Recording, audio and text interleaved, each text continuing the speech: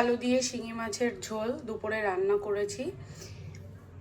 আর এখানে আছে কালো জিরে বাটা। দুপুরবেলা কি কি রান্না করেছি তো দেখে নাও।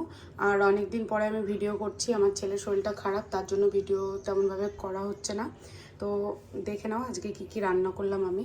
তো এখানে আছে লাল শাক পোস্ত দিয়ে আর রসুন কাঁচা লঙ্কা দিয়ে ভেজেছি। আর এখানে আছে ভাত, এই যে।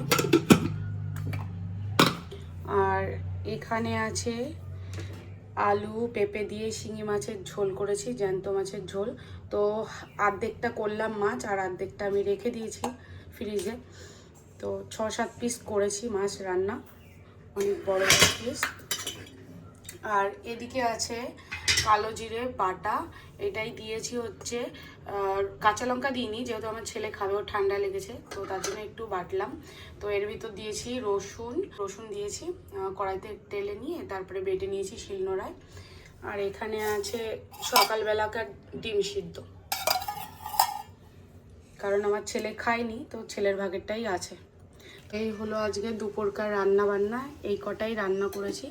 আর এই বাটাটা কুমড়ো আলুর তরকারির ভিতর দিয়ে খেতে খুব ভালো লাগে। তো কাঁচা লঙ্কা আর কালো জিরে আর রসুন বেটে কুমড়োর তরকারিতে দিলে ভালো লাগে খেতে। তো এই হলো। আর এই শাকটা আমি পোস্ত দিয়েছি, যদি বাদাম থাকতো বাদাম দিতাম, বাদামও খেতে ভালো লাগে। তো সিম্পল করলাম আজকে আমি। তো ভিডিওটা কেমন লাগলো বন্ধুরা অবশ্যই কমেন্ট করে বলো।